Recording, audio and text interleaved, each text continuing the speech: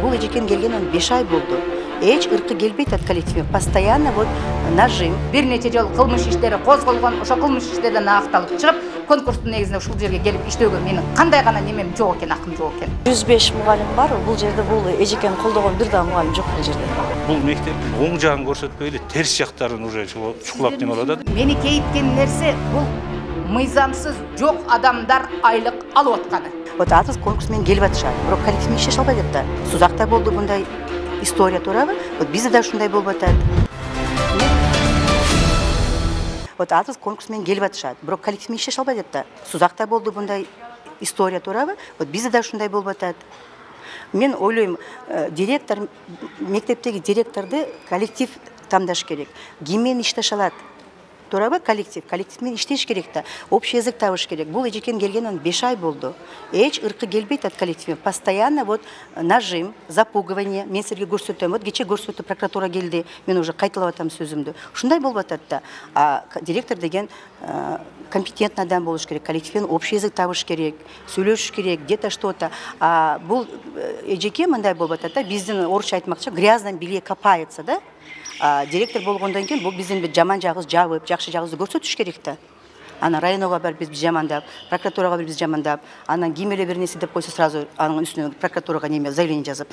Если нас бизди ушу высшестоящий органдар укпаса, значит биз будем применять крайние меры. Ошонго биз неме болуп атабыз да. Как? Вынуждены болуп атабыз. Бизди эч ким укпай атат да, туурабы? Ушундай болуп атат. Ошончо мы на крайние меры пойдем. Значит, будем ишташтайбыз. Я не помню, какого числа был конкурс. Өзү мен ойлойм да, вот конкурсту кантип бул эжеке жеңип алды депчи. Потому что мындай караганда неграмотный человек, пишет неграмотно, с ошибками говорит. Анан кантип конкурс утуп алганы мен таң калат да, вот бардыгы таң калып атышат. Кантип конкурс утуп алды депчи. Возможно, значит, там коррупция была конкурстачы. Потому что кийинки конкурсту ошко жылдыры берди. Жалабатта коррупция болуп кетти деп. Кийинки директорлор уже конкурс оштоп өтүп келди. Биз ошентип ойлойбуз да. Компьютерда билбейт деп атпайсызбы? Ну да, она не знает компьютерди билбеген үчүн башка кыздар чакырып документтер толтуртат да. Постоянно. Туурабы? Зор Абдуллайна барып атат жазганы. Компьютерди билбеген үчүн чакырып атат да башка мугалимдерди. Вот, например, биз документация толтурдук на аккредитацию. Бир мугалим 1 ай сабак өткөн жок. Потому что ошон документин толтурду. Бул убакка чейин бул эже менен Үч булак айылында Салбановдо мектепте бирге иштешкенмин. Ошол жерде дагы аябай канчалаган мугалимдерди ыза кылып, мындайча айтканда иштен четтетип, эгерде кичине кандайдыр бир эле мүнөзүң жакпай калса, сени ал иштен кетүүгө мажбур кылат да. Анан эгер кетпесең, күч колдонуп болсо да кетирет. Ошон үчүн бул жерде ошол тартипти орнотууга аракет кылып атат. Анан бул жерде мугалимдер ал тартипке баш ийише албайт. Менин айта турган сөзүм ушул. Канча мугалимдер нааразы болуп атат? Бул жерде бардык эле мугалимдер. 105 мугалим бар. Бул жерде бул эжекени колдогон бир да мугалим жок бул жерде. Эжеке өзү бул жерде мурун иштегенби же? Мурун бул жерде иштеген эмес, мурун ушул Үч булак деген айылда иштеген. Анан ал жерде да ушундай өзүнүн үстөмдүгүн кыла берип, ал жерден да иштен кеткен да. Мугалимдер да куд ушундай ишташтоо кылышкан. Бул эжеке менен иштешүүнү каалабайбыз деген. Анан бизге таң калыштуу жер кандайча ушул эжеке биздин мектепке келип калганы биз үчүн ушундай болуп атат да, таң калыштуу болуп атат да. Эми мындай директордун кереги жок да бу жерде. Жетекчи деген психолог болуш керек. Жетекчи деген бардык адамга бүйө билиш керек да. А бул только өзүнүн жеке гана мансабын козгойт да. Жеке гана тартибин коюп, ошол мындайча айтканда өтө басым менен мамиле кылганды жакшы көрөт.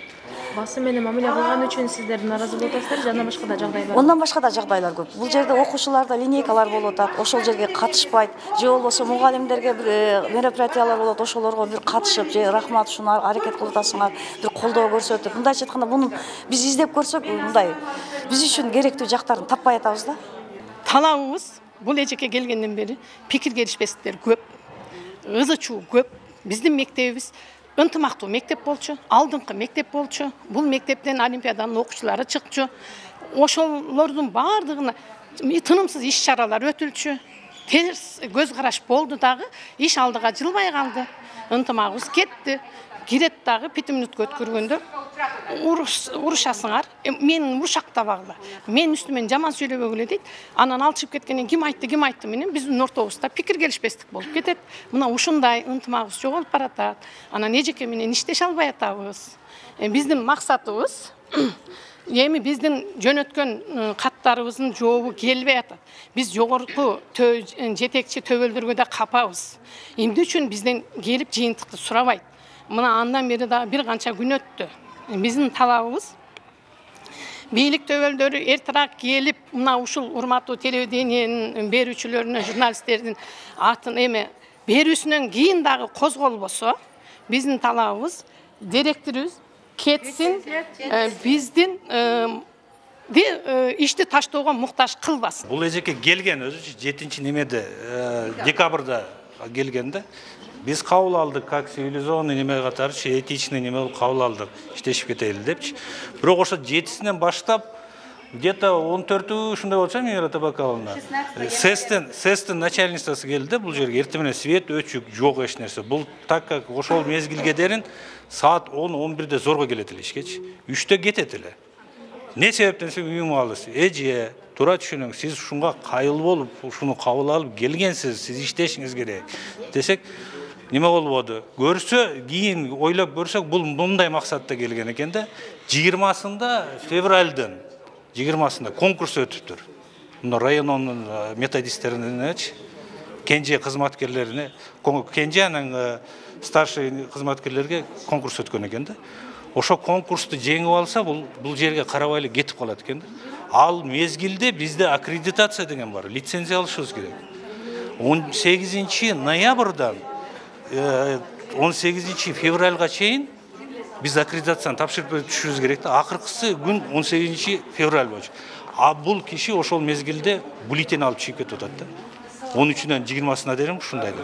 Анан 20-сы 21 күн жумушка келди, биз сүрүшүп неме кылсак, көрсө бул конкурска катышыптыр. Конкурстан өтпөй калгандан кийин бул жака келип, бизди где-то 1 март күнү уже чакырды немени, администрацияны. Мен ойлопмун ошол аккредитация жөнүндө болот деп чогулуш. Оказывается, жок, андай эмес эле, башка эле бир неме ситуация менен келип, мен силерге көрсөтөм, мындан кийин мындай кылам. Эже бул угроза дедим. 1-2 жолу айтсам, мен силерге көрсөтөмүн дейт да. Ал ситуация башка немеде нукта болгондо, ошонун айынан анан районго бул арызданып, район тарабынан бизди чакыртылган, барганбыз, сүйлөшкөнбүз. Андан кийин болуптур, алдында унуттук десе, кече күнү уже өзүнүн мектебин жетекчи өзү прокуратурага берип атат да. Бул кандай түшүнсө болот? Жетекчи деген адам бул мектептен положительный стороналарын бериш керек. Мисалы үчүн үй бүлөдө деле үй бүлөнүн терс жактарын көрсөтпөйсүңөр да силер. Оң жагын көрсөтөсүңөр, туурабы? Ошон үчүн жетекчи бул мектептин оң жагын көрсөтпөй эле терс жактарын уже чукулап неме кылып атат да. Биздин үстүбүздөн прокуратурага не деген прокуратурадан сурады, мен кече түшүпчү. Не себептен келдиңиз? Бирөө заявление жазды, арыз жазды, силердин үстүңөрдөн арыз түштү деди. Бирок мен айта албаймын. Сиз айтың, кимдин үстүнөн директор жазды десе, аны да айтып койду прокурорлук кызматкерлери. Наоборот, бизге силерди биздин немеге мешать этип атасыңар. Грубый тонда айтып, кийин го өзүн кайра жумшак тонго өтүп, үстүңөрдөн арыз түшкөн, бирок мен аны ачык неме кыла албайм деди, түшүндүрүп берди.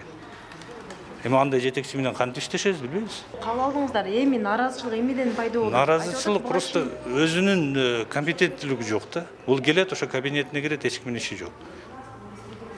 Азыркы учурда секретары дагы өзүнүн баласын алып келип алган. Мисалы үчүн теги эжекелер деле айтып өтүп кетти го. Өзүнүн баласы? Өзүнүн баласы секретар. Азыркы иш убактысында жок кирсеңер, мисалы үчүн. Каалаган убагында эко этишип алып чыгып кетет. Саат 5 болду, кетет, мисалы үчүн. 8-де келсе, 8:20-да чыгып алып кайка кеткени белгисиз. Көрсө биздин үстүбүздөн арыз жазып жүргөн окшойт. 11 Алыкулов мектебине 7 декабрь күнү негизинен конкурстун негизинде келгем. Так, декабрь ичи мен эч кандай нерсени бамдаган жокмун, бирок январдан баштап толук мындайча айтканда жамаат менен таанышып, техперсонал менен таанышып, жана окуучулар менен нечара кичине байланыша баштагандан кийин мен көп нерсе, мыйзамсыз нерселерди бамдадым. Ошондой эле мен даже фактически айтып кетсем болот, бирок жыйынтык чыкмайынча мен бул боюнча айта албайм. Себеби өткөн жумада ошол мыйзамсыз иштердин негизинде мен прокуратурага кайрылдым. Прокуратурага кайрылгы чакты дагы бир нече мыйзамсыз иштерди көрдүм. Ошондуктан мен аргам калган жок. Бул жер мектеп болгондуктан, билим берүү системасынын негизги очогу болгондуктан, мен мыйзамдуу иш алып барууга аракет кылып атам. Ачык эле айтып кете турган болсом, каалаган мезгилинде, каалаган жетекчи окуучуларды мыйзамсыз мектептен чыгарып беришке акылуу экен булар. Бул өтө одоно мыйзамды бузуучулук. Так, экинчиси, мыйзамсыз бул жерде табилде бар айлык алып аткан мугалимдер бар экен. Тех персоналдардын да арасында көп экен. Мына ушул көрүнүштөрдү мен чыдабай органга кайрылдым. Ошондуктан орган жыйынтык чыгаргычакты мен да сабырдуулук менен күтүп атам.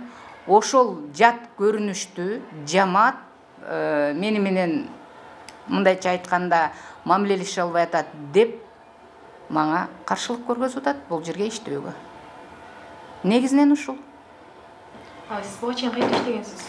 Мен буга чейин ушул эле райондо Кеңеш айыл өкмөтүнүн Үч булак айылында иштегем. Каражыгач айылында. Ошол жерде деле 1994 жылы турмуш шартыма байланыштуу ошол жерге келгенмин.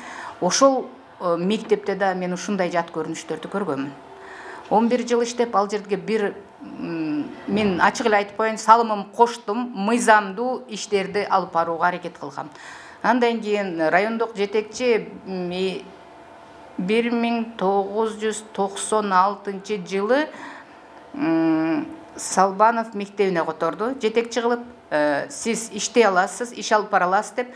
Ошондуктан мен Салбанов мектебинде да 11 жыл иштедим. 11 жыл ишинде ошол айыл жергесине чет жерде турецкий грант менен мектеп курдум. Мектеп куруп бүткөндө кээ бир адамдардын кызыкчылыгы бар үчүн, кызыктар болгон үчүн ал жерден дагы мени түрдүү жалаалар менен жаап, мектеп директорлугунан кетиришкен.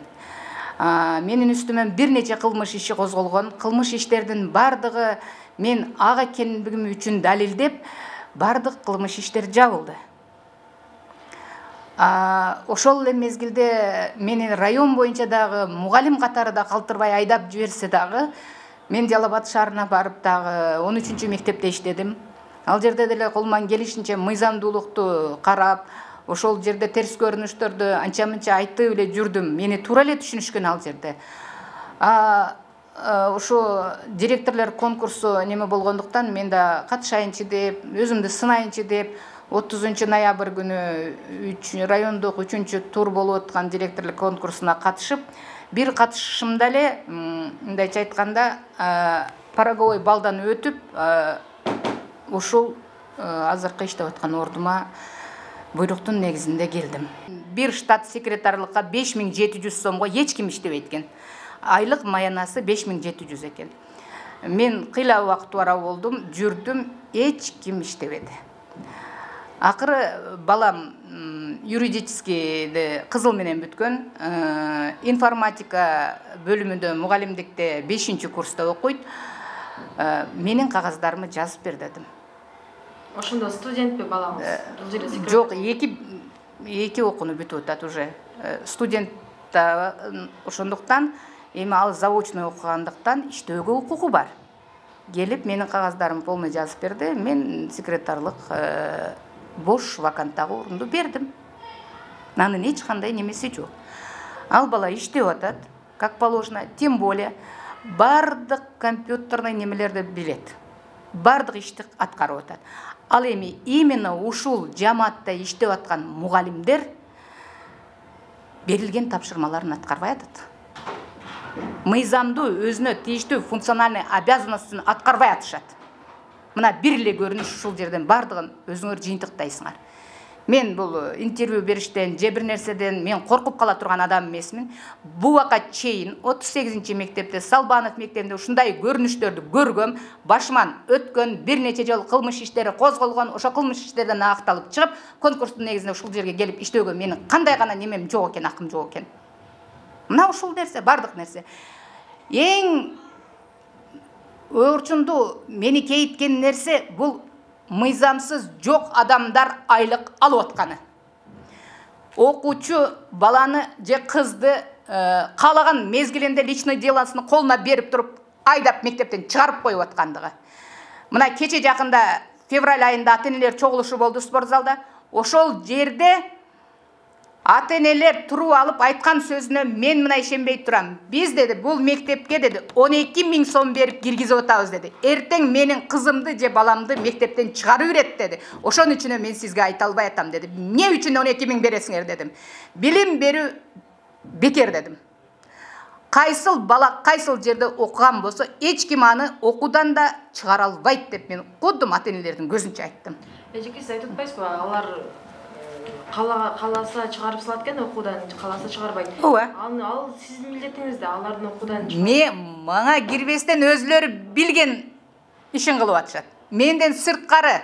Жок, ушундай эле директор. Ооба, бардык нерсе директордун немеси менен чечилет. Мен ошоларды көрүнүштөрдү көрүп таң калып атам. Жок, сиз ошондо эки иш боюнча прокуратурага кайрылдыңызбы? Мен азыр бир гана иш боюнча прокуратурага кайрылдым. Табель боюнча. Только табель боюнча. Kaç okuşu var? 2138 окуучу бар. 103 в данное время. Сиздин мынакей кадамыңыз кандай болот? Булар коллектив менен иштеше албай, биз иштеше албасак жумуштан кетебиз дегенге чейин барып атат да. Ал өзүнүн эрки. Жумуштан кетеби? Алардын тартиби каралыш керек. Ал эмне себептен орган мыйзамдуу жыйынтык чыгаргандан кийин ал өзү жыйынтыкка келет. Мен андан эчтекинен коркуп турган дагы немем жок. Бирок сиз кызматыңыз улантып кете бересиз. Ооба. Мен мүмкүн болушунча иштөөгө келдим. Тем более мени бир нече жолу кабинетиме кирип, сен башка жерден келдиң. Ошол айлыңа барып иште деп атышат. Бул боюнча бизге ошол мектеп жамаатынан арыз келген. Мугалимдер келишкен, ана бизге айткан, биз анын жерине комиссия түзүп, биз комиссияны жөнөткөнбүз. Учурда ошол комиссия азыр жыйынтыкталып атат. Эмне маселе болду депчи. Бирок ага чейин дагы ошол мектеп арасында кичине ушундай дагы мындай бири-бирин түшүнбөстүк болуп, дагы эле иш болуп атат. Бирок биз көзөмөлдө турабыз бул жердечи. Эгерде бир кайсы бир деңгээлде, кайсы тараптан мындай мыйзам иштер болгон болсо, ошого жараша жооп беришет өздөрү. Сиздерге коллектив арыз жазды ошондо? Бизге ошондо коллектив арыз жазып келген. Ал жөнүндө биз комиссия түзүп алып барып жерин текшерип келишти. Бүгүн күнү иштеп атышат алар. Жыйынтыгын чыгарып беришебиз. Бул жөнүндө биз алар айтып атат, бардык керек болсо укук коргоо органдарына чейин кайрылдык деп атат. Эми алар өздөрү билет, бирок бизге тиешелүү иш кагаздар менен иш алып баратабыз азыр. Эми негизи өзү биздин максат билим берүү сапатын көтөрүү. Бирок бул жерде албетте бардык өзүнүн функционалдык милдеттерин билбестен, укуктарын пайдаланбастан башка маселеге өтүп атат. Баягы ушак айыңдарга көп кирип, балдарга болгон билим деңгээли төмөндөп кетип атат да. Биз максат ошол нерседен арылтып, булар ынтымактуу гана бирге иштесе, мектеп өзүнүн ордуна түшмөктө жолуна. Айынан да бир суроо атат. Табель боюнча маселе көтөрүлдү, ал жердечи жок эле адамдарга айлык жазылып иштеп келип аткан экен деп, анан бул директор тарабынан айтылып атат. Негизи сиздер тараптан бул көзөмөл болобу табелдерге? Чындап эле иштейби, иштебейби? Анан экинчи суроо, ошол директор өзүнүн ал жерде баягы кадр саясатында дагы өзгөрүүлөр болуп атат. Директор өзүнүн баласын секретарга алып келип алды деп атат да. Биринчиден азыр бала бакча мектептерде кызматкерди жумушка кабыл алып бошотуу бул директорго берилген. Ошондуктан ана бизге алар келгенде бизге ошондой документтер менен кошо алып келет да. Анан биз ошонун негизинде гана биз айлык чыгарып беребиз аларга. Себеби биз ошол документ алып келгенден кийин ошонун негизинде беребиз. Эгерде ошондой силер айтып аткандай мындай иштебеген адамдар болгон болсо, алар өздөрү жооп берет. Эгерде укукун тактап берген болсо. Бирок сиздерден көзөмөл болбойт, бул бизге ошол бул иштеп атат деп бизге данный мамилени алып келет, документтерин алып келет, табелди көтөрүп келет. Анан биз ошого негизинде. Анан эгерде силер айтып аткандай болгон болсо, алар тиешелүү органга кайрылса ошо тактап берет. Баласы боюнчачы? Баласы боюнча айтып атам, ошол жумушчу кабыл алып бошотуу ошол директор өзүнүн укугу. Анан эми эгерде мүмкүнчүлүк болуп катчылык иштесе керек эле. Анан алып келген ал өзү билет директор. Анан эгерде ошо келгенде дагы ал сиздер аралаша албайсыздар. Биз аралаша албайбыз. Кимди жумушка алат, кимди бошотот.